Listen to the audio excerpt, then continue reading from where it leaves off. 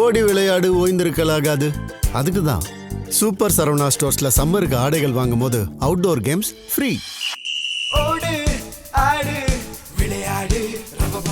Super Saravana stores summer கோடையை கொண்டாடலாம்.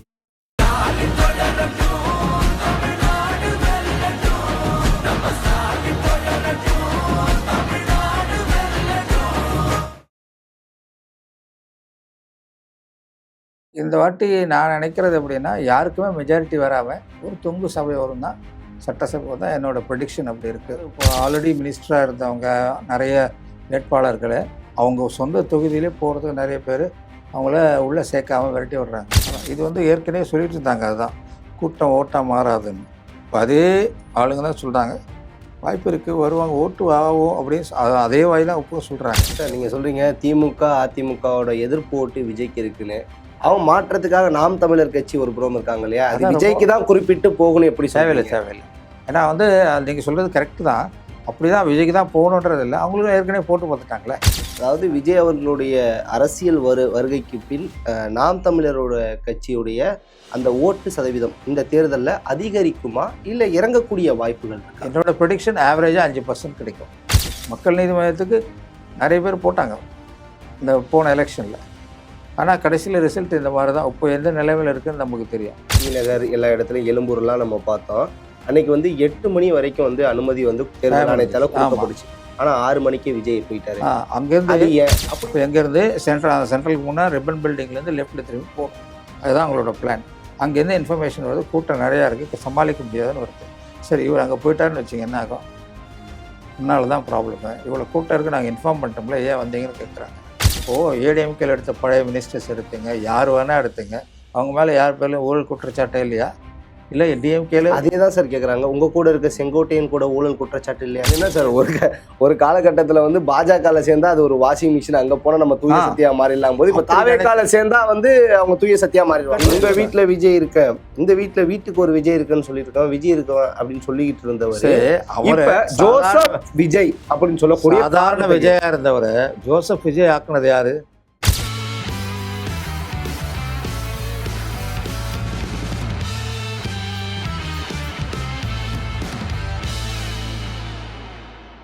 GeM தொலைக்காட்சி நேயர்களுக்கு வணக்கம். இன்றைய சிறப்பு நேர்காணலில் நம்மோடு சமூக ஆர்வலர் மற்றும் வெளிநாட்டு வாழ் தமிழர் திருமலை தசரதன் அவர்கள் நம்மோடு இணைந்துள்ளார். அவரிடம் அரசியல் சார்ந்த பல கேள்விகளை முன்வைப்போம். சார் வணக்கம். வணக்கம். எப்படி இருக்கீங்க? நல்லா இருக்கும். தேர்தலுக்காக வாக்கு செலுத்த தமிழ்நாடு வந்தாச்சு. ஆமாம். ஓகே, இந்த களம் எப்படி இருக்குன்னு நினைக்கிறீங்க 2026? ஏன்னா இத்தனை தேர்தலை நீங்கள் பார்த்துருப்பீங்க, முற்றிலும் இந்த தேர்தல் வந்து மாறுபட்டு இருக்கு, எப்படி பார்க்குறீங்க? இது கொஞ்சம் வித்தியாசமான தேர்தல் தான். இதை யார் வின் பண்ணுவாங்கன்னு சொல்ல முடியாத அளவுக்கு காம்படிஷனாக இருக்குங்க, சொல்ல முடியாதான்.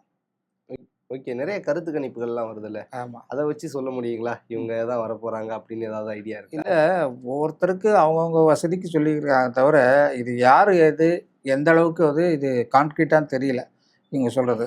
பட் ஜென்ரலாக பார்க்க போனால் இது வந்து மாற்றம் வேணும்னு எல்லாம் விரும்புகிறாங்க, அது தெரியுது. அது எந்த அளவுக்கு அது ஒர்க் அவுட் ஆகும், எப்படி அவங்க சொல்கிற வாக்குறுதிகள், அவங்க சொல்கிற என்ன சொல்கிறது, இது பண்ணுவேன் அது பண்ணுவேன், இதை ஃப்ரீ பீஸ் நிறையா கொடுக்குறாங்க, இலவசங்கள், பல விஷயங்கள் முடிவு பண்ணோம். பட் இந்த வாட்டி நான் நினைக்கிறது எப்படின்னா, யாருக்குமே மெஜாரிட்டி வராமல் ஒரு தொங்கு சபை வரும் தான், சட்டசபை தான் என்னோடய ப்ரெடிக்ஷன் அப்படி இருக்குது. பட் அப்சல்யூட் மெஜாரிட்டி வரும்னு தெரியல. தொங்கு சட்டசபை அமைய வாய்ப்பு இருக்குங்கிறீங்க. ஓகே, இந்த 2026 தேர்தலில் திமுக அரசு சொல்கிற திராவிட மாடல் 2.0 வாய்ப்புகள் இருக்கா? கம்மியாக தான் தெரியுது. இப்போ அவங்க எப்படி சொல்கிறேன்னு சொன்னால், அங்கே இந்த வேட்பாளர்கள், அதாவது இப்போ ஆல்ரெடி மினிஸ்டராக இருந்தவங்க நிறைய வேட்பாளர்களை அவங்க சொந்த தொகுதியிலே போகிறதுக்கு நிறைய பேர் அவங்கள உள்ளே சேர்க்காமல் விரட்டி விடுறாங்க. அவங்க வந்து நல்ல விதமாக செஞ்சுருந்தாங்க, நல்ல ரெஸ்பான்ஸ் இருந்திருக்கும். நிறைய கம்ப்ளைண்ட்ஸ் இருக்குது, அதெல்லாம் அவங்க போய் ரெக்டிஃபை பண்ணுறதுக்கு ட்ரை பண்ணுவாங்க. அதெல்லாம் இல்லை, இனிமேல் செய்கிறேன்னு சொல்கிறாங்க. இதனால் வரல ஏன் செய்யலைன்றதுக்கான பதில் நிறைய பேர் வந்து அவங்கள பார்க்கவே முடியல, 5 வருஷம் அந்த மாதிரிலாம் சொல்லிகிட்டு இருக்காங்க. இதெல்லாம் ஒரு பெரிய ப்ராப்ளமாக இருக்குது. இதெல்லாம் வந்து தேர்தலில் நல்லா ரிஃப்ளெக்ட் ஆகும். ஓகே சார், ஆனால் நாங்கள் 200 தொகுதிகளுக்கு மேலே வந்து வெற்றி பெறுவோம், இந்த வாட்டி வந்து மெஜாரிட்டியாக நாங்கள் வந்து ஆட்சியை பிடிப்போம் அப்படின்னு தானே திமுக வந்து முயற்சிகளில் ஈடுபடுறாங்க. இப்போ இவரும் எடப்பாடியும் அப்படி தான் சொல்கிறாரு. அவர் 200 எல்லாமே அவரை வின் பண்ணோம் 234 சொல்கிறாங்க. கடைசியில் தான் தெரியும். தாவேக்காவும் சொல்கிறாங்க, நான் 200 நிறைய நாங்கள் அப்சல்யூட் வருவோம், 200க்கு மேலே வின் பண்ணுவோம்னு சொல்கிறாங்க. சீமானு சொல்கிறாரு. இப்போ எல்லாருமே தான் சொல்கிறாங்க, அது ஒன்றும் பிரச்சனை இல்லை. சொல்கிறது அவங்கவுங்க சொல்லிக்கணும் இல்லையா? அவங்கள அவங்க என்கரேஜ் பண்ணிக்கிறது தான் அது. நல்ல விஷயந்தான். பட் ரிசல்ட்டில் வந்ததான் தெரியும் எல்லாமே. ஓகே, அப்ப திமுகவுக்கும் அதிமுகவுக்கும் வாய்ப்பு இருக்குன்னு நினைக்கிறீங்களா, இல்லைன்னு நினைக்கிறீங்களா? இருக்குது, எல்லாமே ஈக்குவலாக இருக்கும். ஆளுக்கு 60, 80, ஒருத்தருக்கு 100, ஒரு 90 அந்த மாதிரி தான் வருமே தவிர எல்லாமே ஒரே ஆள் 150 அடிச்சுட்டு போவாங்கன்னு அந்த இது இந்த வாட்டி வராது. ஓகே, இப்ப தமிழக வெற்றி கழகம் களத்துல இருக்காங்க. அவங்க எந்த அளவுக்கு வந்து இந்த எலெக்ஷனை வந்து டஃப் கொடுப்பாங்கன்னு நினைக்கிறீங்க? டஃப்னா அவங்க வந்து வேட்பாளர்கள் புதுமுகமாக இருக்காங்க. ஆனால் அங்கே வந்து எல்லாமே விசில் தான் எல்லா இடத்துலையும். இப்போ எல்லாமே வந்து நிறைய ஒர்க் பண்ணுறாங்க. இவங்க வந்து எல்லாம் ஒர்க் பண்ணி இவங்கெல்லாம் அனுபவம் இருக்குதுன்னு சொல்லிட்டு நிறைய ஒர்க் பண்ணுறாங்க. ஒரு சில இடத்துல லேசியாக இருக்காங்க. இவங்க அப்படி கிடையாது. இவங்க வந்து புதுசாக வந்ததுனால இன்னும் உற்சாகமாக ஒன்றும் செஞ்சிட்ருக்காங்க. நிறைய இடத்துல பார்த்துருக்கேன், நிறைய வீடியோஸ் பார்க்குறோம். நிறைய ஃபுல்லாக கேம்பெயின்லாம் நல்லா பண்ணுறாங்க. ஆனால் அது எந்த அளவுனா இவங்க நிறைய பேர்னா இவங்க ஆளே தெரியல அப்படின்னு சொல்கிறாங்க. கரெக்டு தான், ஆள் தெரியாத ஆள் தான். பட் அவங்க வேலை செய்வாங்கன்னு ஒரு நம்பிக்கை அவங்களுக்கு இருக்குது. நிறைய யங்ஸ்டர்ஸ் பின்னால் போகிறாங்க. அவங்க வந்து கேம்பெயின் போகிறாங்கன்னா ஒரு 100-200 பேராவது மினிமம் 200 பேர் 300 பேர் போகிறாங்க. பட்டு மீதி கட்சிகள் இப்போ பிஜேபி வருது, ஒரு சில இடத்துல 50 பேர் 30 பேர் கூட போக மாட்டேங்கிறாங்க. சார், அதான் கரெக்டாக சொல்கிறீங்க. தமிழக வெற்றி கழக தலைவர் விஜய் அவர்களுக்கு கூட்டம் அதிகமாக கூடுது, இளைஞர் பட்டாளம் கூடுது, அதெல்லாம் வந்து சொல்ல ஏற்றுக்கக்கூடிய ஒரு விஷயம்தான். ஆனால் எதிர்கட்சிகள்லேருந்து வைக்கக்கூடிய விமர்சனம் அப்படின்னு எடுத்துக்கிட்டோம்னா, கூட்டம்லாம் வந்து ஓட்டா மாறுமா அப்படிங்கிற ஒரு கேள்வியை முன் வைக்கிறாங்க இல்லையா? ஆமாம் ஆமாம், அதை எப்படி பார்க்குறீங்க? அதான் இது வந்து ஏற்கனவே சொல்லிட்டு இருந்தாங்க, அதுதான் கூட்டம் ஓட்டா மாறாதுன்னு. இப்போ அதே ஆளுங்க தான் சொல்கிறாங்க வாய்ப்பு இருக்குது, வருவாங்க, ஓட்டு ஆகும் அப்படின்னு அதே வாய் தான் இப்போ சொல்கிறாங்க. எப்படி சொல்கிறாங்க? இப்போது அந்த கூட்டம்லாம் வந்து ஓரளவுக்கு ஓட்டாக மாறதுக்கு வாய்ப்பு இருக்குதுன்னு சொல்கிறாங்க. ஏன் சொல்கிறாங்க, எதுக்குன்னு அவங்ககிட்ட பர்சனலாக விசாரித்து பார்த்தோம்னா, ஏன்னா இப்போ வந்து 18 to 30, 35 கண்டிப்பாக இவங்க தான் போடுவாங்க. அதாவது 100 பேர் ஓட்டுனா 70% டெஃபினட்டாக விஜய் கட்சிக்கு போடுவாங்கன்னு சொல்கிறாங்க. இதுவே எவ்வளோ பர்சன்டேஜ் வருதுன்னா டோட்டலாக ஒரு 20% கிட்ட வந்துடும். 15 to 20% வரும். அதை தவிர மீதி பேர் இருக்காங்க இல்லையா, 2 ஆட்சியும் பார்த்து இது வேணாம் அப்படின்னு சொல்கிறவங்க ஒரு 5%, 10% தேரும். இதை நடுநிலையாளர்கள் சொல்லிட்டு யாருக்கும் போட மாட்டேன் அதெல்லாம் சொல்லிக்கிட்டு இருக்காங்கல்ல, அவங்க ஒரு 5-10% வரும். எப்படியும் 40 to 50%, 40%, 35 to 40% இவங்களுக்கு விஜய் வர்றது வாய்ப்பு இருக்குது. சார், நீங்கள் சொல்கிறீங்க திமுக அதிமுகவோட எதிர்ப்பு ஓட்டு விஜய்க்கு இருக்குன்னு. அவன் மாற்றத்துக்காக நாம் தமிழர் கட்சி ஒரு புறம் இருக்காங்க இல்லையா, அது விஜய்க்கு தான் குறிப்பிட்டு போகணும் எப்படி? தேவையில்லை. ஏன்னா வந்து நீங்கள் சொல்கிறது கரெக்டு தான். அப்படி தான் விஜய்க்கு தான் போகணுன்றது இல்லை. அவங்களுக்கும் ஏற்கனவே போட்டு பார்த்துட்டாங்களே. யார்? சீமானுக்கு போட்டாச்சு, இப்போ மக்கள் நீதி மையத்துக்கு போட்டாச்சு, நிறைய பேருக்கு போட்டாங்க. ஆனால் மாற்றம் வரலையே. போன வாட்டி கூட அதான் ட்ரை பண்ணாங்க, அந்த மாற்றங்கள் வரலை. இந்த வாட்டியும் பெருசாக அவங்களுக்கு போட்டால் வந்துடும்ன்ற யாருக்கும் நம்பிக்கை இல்லை.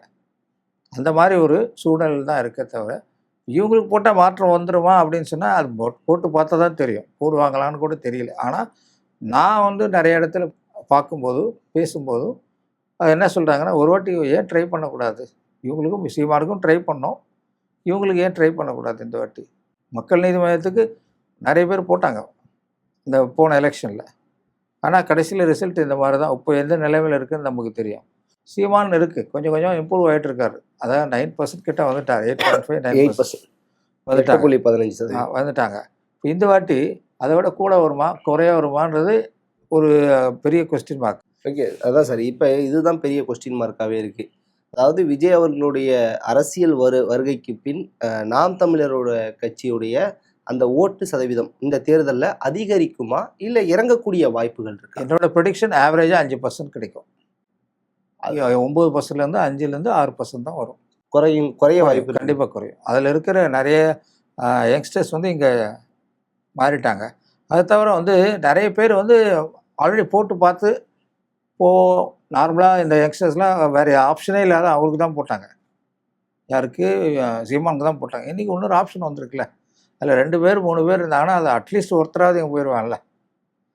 அதுவும் சிம்பிள் கால்குலேஷன் தான். ஓகே சார், இப்போ இந்த தேர்தல் பிரச்சாரங்கிறது ரொம்ப எல்லா இடத்துலையும் வந்து சூடு பிடிக்க வருது. அதே மாதிரி ஒரு இடத்துல கேம்பெயின் அப்படின்னு கிடைக்கிறதே ரொம்ப கஷ்டமான ஒரு விஷயம். தொடர்ச்சியாக வந்து அனுமதி வழங்கப்பட்ட பிறகும் வந்து தமிழக வெற்றி கழகத்தில் விஜய் அவர்களுடைய கேம்பெயின் வந்து ரத்தாகுது. இதை எப்படி பார்க்குறீங்க? மெயின் ரீசன் வந்து கேம்பெயினுக்கு இவங்க ஒரு இடத்துல கேட்டாங்கன்னா அந்த டைமில் வேற ஆள் கொடுத்தாரு சொல்கிறது வேற ஒரு இல்ல, reason. கடலூர்ல 2 டைம் கேட்டிருக்காங்க, 2 டைமுமே வந்து அனுமதி கொடுத்திருக்காங்க. ஆமா, ஆனா போகல. கடலூரில் ரத்து கொடுத்துருக்காங்க பண்ணாங்க. இல்லைன்னு ரத்து சொல்லலை. பண்ணாங்க. அன்னைக்கு வந்து அந்த டைமில் அந்த பர்டிகுலர் டைமில் வந்து அந்த அவங்க வந்து இந்த மாதிரி தான் ரோட் ஷோ பண்ணக்கூடாது, ஒன்லி வேனில் தான் போகணும், பல கண்டிஷன்ஸ் இருக்குது. அந்த கண்டிஷன் அதாவது இவங்க இது பண்ணணும்னு சொல்கிறாங்க, இது பண்ணக்கூடாதுன்னு அவங்க சொல்கிறாங்க. அப்போ எப்படி போக முடியும்? இவங்க இதுக்கெல்லாம் காரணம் யாருன்னு சார் நினைக்கிறீங்க? கண்டிப்பாக சொல்கிறேன். அதாவது தேர்தல் ஆணையம் தானே ரீசன் சொல்லணும். தேர்தல் ஆணையம் அந்த ஆர்ஓ தான் அங்கே இருக்கிற ஆர்ஓ, அதை தவிர வந்து அங்கே இருக்கிற டோட்டல் லோக்கல் போலீஸ் இவங்க தான் கொடுக்கறது. அவங்க யாரை இன்ஃப்ளூயன்ஸ் பண்ணுறாங்கிறது நம்ம சொல்ல முடியாது. ஆல்ரெடி டிஎம்கே அந்த கவர்மெண்ட் இருந்தவர்களும் டிஎம்கேன்னு சொல்லிட்டு இருந்தாங்க. இப்போ இவங்கன்னு சொல்கிறாங்க யார், தேர்தல் ஆணையம் அந்த ஆர்ஓ ஆஃபீஸ் தான் வந்து சரியாக பர்மிஷன் கொடுக்கலன்னு சொல்கிறாங்க. எப்படி பண்ணாலும் சரி, யார் இவர் என்ன பண்ணாலும் சரி, அது ஆப்போசிட் பேசுகிறதுக்கு நிறைய கரெக்டாக இருக்காங்க. எது ஏதாவது பண்ணி முதல்ல இது பண்ணணும்னு சொல்லிட்டு இவ்வளோ கண்டிஷன் 52 கண்டிஷன் யாருக்காக போட்டிருக்காங்களான்னு பார்த்தா யாருக்கும் கிடையாது. 52 58 இல்ல, மத்த கட்சி தலைவர்களுக்கு வந்து கொடுக்கப்படுற அந்த அனுமதி வந்து விஜய் அவர்களுக்கு வஞ்சிக்கப்படுதுன்னு சொல்றீங்களா? கண்டிப்பாக அதில் ஒன்றும் டவுட்டே கிடையாது. அவங்க என்ன ரீசன் சொல்கிறாங்கன்னா, கூட்டம் வருது நிறையா, கண்ட்ரோல் பண்ண முடியலன்னு சொல்கிறாங்க. இவங்க போனால் கூட்டம் வரல, அவங்க போனால் கூட்டம் வருதுன்னு சொன்னால், கூட்டம் வரதே தப்பாச்சுன்னா அப்போ என்ன பண்ண முடியும்? கூட்டம் வரதே அது ஒரு ப்ராப்ளமாக இருக்குது, அவங்கள கண்ட்ரோல் பண்ண முடியல. அதனால் சரி, இது இப்படி இவ்வளோ கண்டிஷன் போட்டு அப்படி போய் என்ன பேசி என்ன ஒரு 10 நிமிஷம் அதை நீங்கள் வந்து பேசாமல் இருந்தாலும் பெட்ரு. இவங்க போய் ஏதோ ஒரு அசம்பாவம் நடந்து ஒரு ஸ்டாம்பேட் மாதிரி ஏதாவது ஒன்று நடந்துச்சுன்னா அதுக்கப்புறம் அதை வச்சே இவங்கள டார்ச்சர் பண்ணலாம், அது பண்ணலாம், இது பண்ணலான்னு சொல்லிட்டு இவங்க மேலே ஏதோ பழி போடலான்னு நினச்சி நிறைய பிளான். வண்டிக்குள்ளே போகலாமா, மேலே கை காட்டக்கூடாது, வண்டியிலேருந்து காட்டுறாருல விஜய் இப்போ காட்டுறாங்க, முன்ன அப்படி கிடையாது. அந்த மாதிரி ஒரு சூழ்நிலை இருந்துச்சு. கை காட்டுறது அதாவது இப்போது நிறைய கண்டிஷன்ஸ் இருக்குது. அப்போது இவங்க கேட்குறது என்னென்னா ரோட் ஷோ போகணுன்றாங்க. நீங்கள் இப்போது லேட்டஸ்ட்டாக இந்த திருச்சி கிழக்கு இந்த கடலூருக்கு இப்போ ஏன் ரீசன் கடலூர்னா ஃபஸ்ட்டு வந்து கொடுக்கல, அப்புறம் வந்து வேறு ஒரு ரீசன், அதாவது இவ்வளோ தான் கூட்டம் கூட்டணும், ஒரு அதுக்கு மேலே விடாது. இப்போ வந்து கூட்டம் வைக்கலாம், நான் பொதுக்கூட்டம். இவர் என்ன சொல்கிறாரு, நான் வந்து எல்லா இடத்துக்கும் போகணும், எல்லா இடத்துக்கு போனால் கூட்டம் கூட எனக்கு தேவையில்லை. அதாவது எப்படி இருக்குன்னா, இது இப்போ சென்னையில் மக்கள் சந்திப்பு நடத்தினார். தீநகர் எல்லா இடத்துலையும், எழும்பூர்லாம் நம்ம பார்த்தோம். அன்னைக்கு வந்து 8 மணி வரைக்கும் வந்து அனுமதி வந்து தேர்தல் ஆணையத்தால் கொடுக்கப்பட்டுச்சு. ஆனா 6 மணிக்கே விஜய் போயிட்டாரு. அங்கிருந்து அது ஏன் அப்படின்னு எதிர்கட்சிகள் கேள்வி கேட்கறாங்களா? கேட்கறாங்க. அது யார் நமக்கு அந்த அனுமதி தரலனா கேள்வி எழுப்புறோம். அனுமதி கொடுக்கப்பட்ட அனுமதியில வந்து 2 மணி நேரத்தை சேவ் பண்ணிட்டு வீட்டுக்கு 6 மணி 10 நிமிஷத்துக்கு கேட்கறாங்க. 6 மணி 10 நிமிஷத்துக்கு மீதி 2-3 இடத்த முடிச்சிட்டாரு. இப்போ நேராக புரசோகம் போகணும். இப்போ எங்கேருந்து சென்ட்ரலுக்கு முன்னாடி ரிப்பன் பில்டிங்லேருந்து லெஃப்டில் திரும்பி போகணும். அதுதான் அவங்களோட பிளான். அங்கேருந்து இன்ஃபர்மேஷன் வருது, கூட்டம் நிறையா இருக்குது, சமாளிக்க முடியாதுன்னு வருது. சரி, இவர் அங்கே போயிட்டாருன்னு வச்சுங்க, என்ன ஆகும்? முன்னால் தான் ப்ராப்ளமு, இவ்வளோ கூட்டம் இருக்குது, நாங்கள் இன்ஃபார்ம் பண்ணிட்டோம்ல, ஏன் வந்தீங்கன்னு கேட்குறாங்க. அப்போ என்ன பண்ண முடியும்? இது எல்லாமே வந்து இது பண்ணுறது தான், பிளான் பண்ணி தான் பண்ணுறாங்க அப்படிங்கிறீங்க. கூட்டம் இருக்குது, அதான் கூட்டத்தை நீங்கள் பிளான் பண்ண முடியாது, எவ்வளோ வருவாங்க. இங்கே ஓரளவு கண்ட்ரோல் பண்ணிட்டாங்க. சார், டிநகர்லேயே ஓவராக வந்துட்டாங்க. அப்புறம் எக்மோர்லாம் வந்தாச்சு, 1000 லைட்ஸ்லேயும் நிறைய கூட்டம் வந்துச்சு. அதுக்கு அடுத்து எக்மோர்லேயும் கூட்டம் இருக்குது. அப்படி இருக்கும்போது ஓகே, இதுவெல்லாம் சமாளிச்சாச்சு. இனிமேல் வந்து நீங்கள் நேராக வந்தீங்கன்னா, இந்த புரசோக்கம் வந்தீங்கன்னா எங்களால் கண்ட்ரோல் பண்ண முடியாது, ப்ராப்ளமாக இருக்குதுன்னு சொல்லி அப்படின்னு சொல்லி கேள்விப்பட்டோம். இது எந்த அளவுக்கு உண்மைன்னு நமக்கு தெரியல. அவங்க சொல்கிற விஷயம் அப்படி தான் இருக்குது. ஏன்னா வந்து ஓவர் க்ரௌடு, இப்போ அங்கெல்லாம் விட இங்கே கூட்டம் ஜாஸ்தியாக இருக்குது. அப்போ நீங்கள் ஜாக்கிரதையாக வரணுன்னா, அப்படி போய் ஏதாவது ஒன்று நடந்துச்சு, யார் இந்த ரெஸ்பான்சிபிள் எடுக்கிறது? இப்போது ஏதாவது ஒரு பிளான் பண்ணி ஏதாவது ஒன்று நடந்துடுச்சுன்னா அப்போ வந்து பெரிய ப்ராப்ளம் ஆகிடும். ஓகே சார், இப்போ மற்ற கட்சியினுடைய தலைவர்கள் பிரச்சாரம்லாம் வந்து பார்க்குறீங்களா? ஆமாம். அவங்களோட பேச்சுக்கள்லாம் எப்படி இருக்குது? ஏன்னா தனிநபர் தரம் தாழ்ந்து இருக்குது. ஒருத்தர் காலில் விழுந்து போகிறேன்றாரு, ஒருத்தர் வேற பால்டாயில்ன்றாரு, ஏதோ பேசுகிறாங்களே தவிர. ஓகே சார், இப்போ நீங்கள் பல தேர்தல் பார்த்துருப்பீங்க. திமுக விசஸ் அதிமுக அப்படி பார்த்துருப்பீங்க. இப்போ உதயநிதி விசஸ் எடப்பாடி பழனிசாமி அப்படி போயிட்டு இருக்கு, அதை எப்படி பார்க்குறீங்க? அவங்களே ஒன்று என்ன சொல்கிறது, நெரேட்டிவ் செட் பண்ணிக்கிறாங்களே தவிர இது ஆக்சுவலாக அப்படி கிடையாது. எல்லாருமே வந்து ஸ்டாலின் வர்சஸ் எடப்பாடி தான். ஸோ இப்போது அவங்க சொல்லிக்கிறாங்க, வார்த்தை போருக்கு சொல்கிறேன். வார்த்தை போர் அந்த அளவுக்கு வந்து இப்போது ஸ்டாலின் வந்து இந்த அளவுக்கு இப்போ தான் பேச ஆரம்பிச்சிருக்காரு கொஞ்சம். பட் எடப்பாடி உதயநிதி தான் வந்து எடப்பாடியை வந்து ஃபஸ்ட்டு அட்டாக் பண்ணது. அதுக்கு ஒரு திருப்பி ரியாக்ட் பண்ண ஒன்றுதாயிருச்சு. அதனால தான் 2 பேரும் தரம் தாழ்ந்த விமர்சனங்கள் வைக்கிறாங்க ஒருத்தர் மேல. அதுவும் முதல்வரை போயிட்டு கொரோனால நீங்க இருந்தா கொரோனாலே போயிருப்பீங்க, அதெல்லாம் தவறா? அதெல்லாம் தவறான விஷயம் தான், அதெல்லாம் தவறான விஷயம். பால் டாயில் குடிச்சிருக்கும் போதே போயிருக்கலாம். நான் சொல்கிறேனே, அதான் எவ்வளோ தூரம் மட்டமாக பேச முடியும். இதனால் என்ன பிரயோஜனம்? 2 பேருமே அவங்க பண்ண தப்புரை மறைச்சிக்கிறாங்களே தவிர 2 பேருமே தப்பு பண்ணியிருக்காங்க. யாருமே தப்பு பண்ணாத இல்லை. 2 பேருமே ஏடிஎம்கேல எடுத்த பழைய மினிஸ்டர்ஸ் எடுத்துங்க, யார் வேணால் எடுத்துங்க, அவங்க மேலே யார் பேர்லையும் ஊழல் குற்றச்சாட்டே இல்லையா?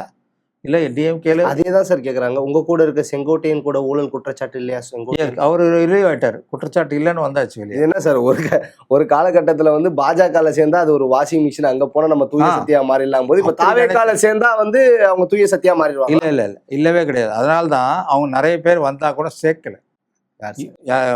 வேட்பாளர் பட்டியலே அப்படிதான் சார் கொடுத்துருக்காங்க. மாற்று கட்சியிலேருந்து வந்தவங்களுக்கு தான் அதிக இருக்கு, இல்லைன்னு சொல்ல. இப்போ வந்து புது கட்சியில் இருக்கும்போது சேர்க்கிறாங்க.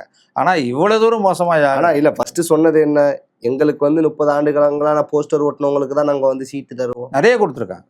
அதாவது 234 சீட்டில் 150 சீட்டு கிட்ட அதை கொடுத்துருக்காங்க.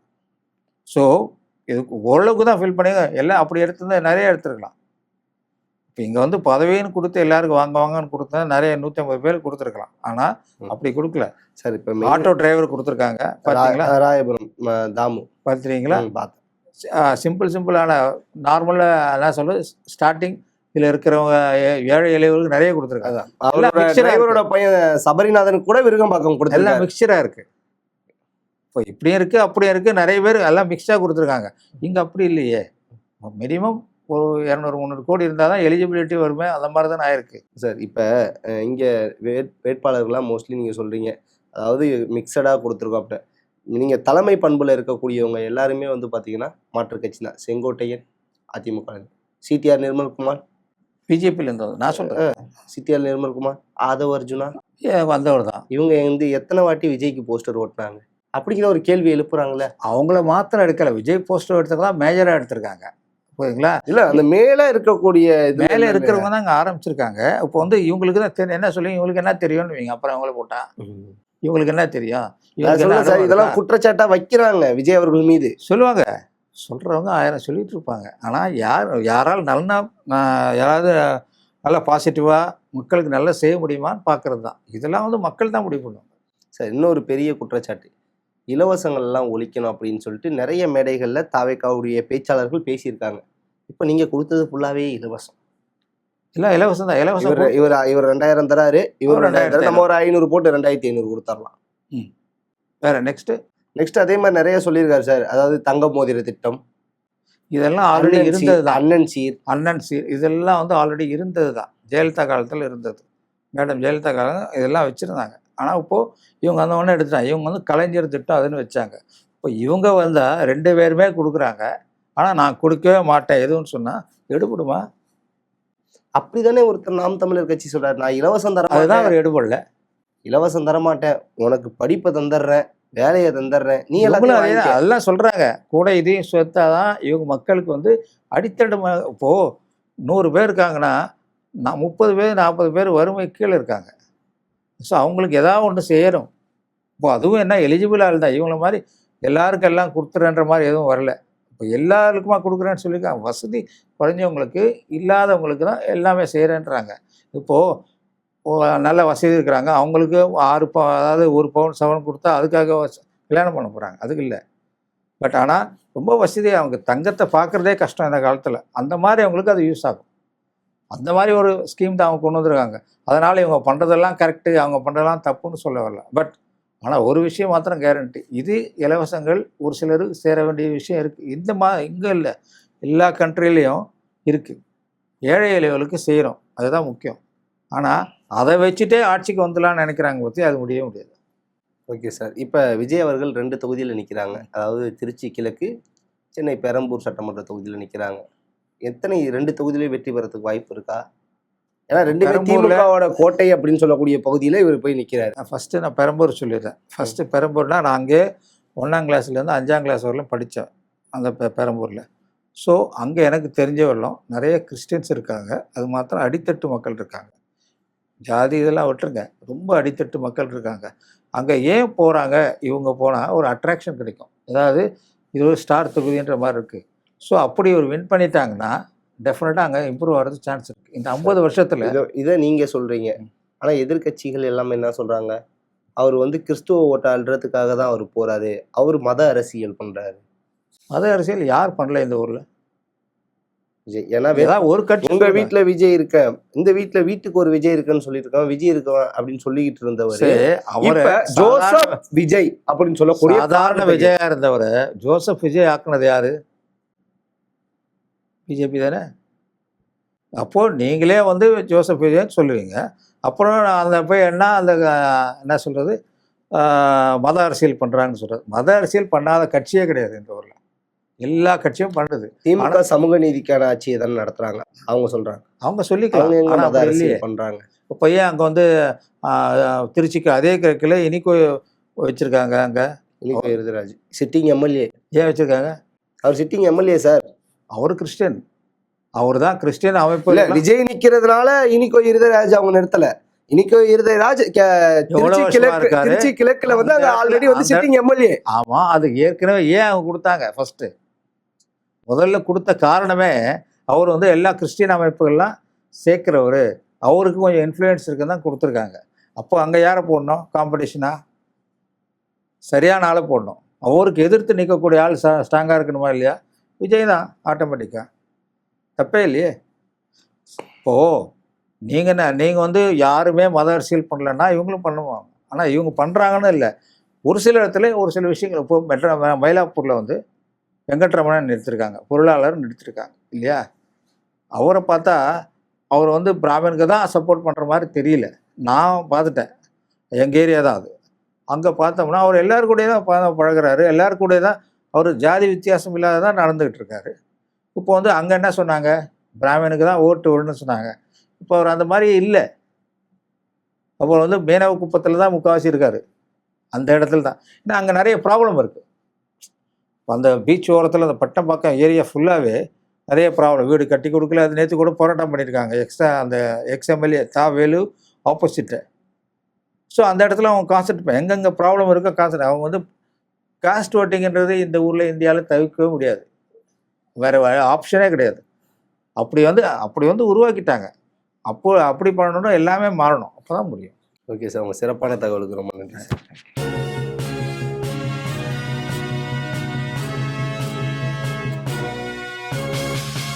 ஓடி விளையாடு ஓய்ந்திருக்கலாகாது. அதுக்கு தான் சூப்பர் சரவணா ஸ்டோர்ஸ்ல சம்மருக்கு ஆடைகள் வாங்கும் போது outdoor games free. Super Saravana stores summer கோடையை கொண்டாடலாம்.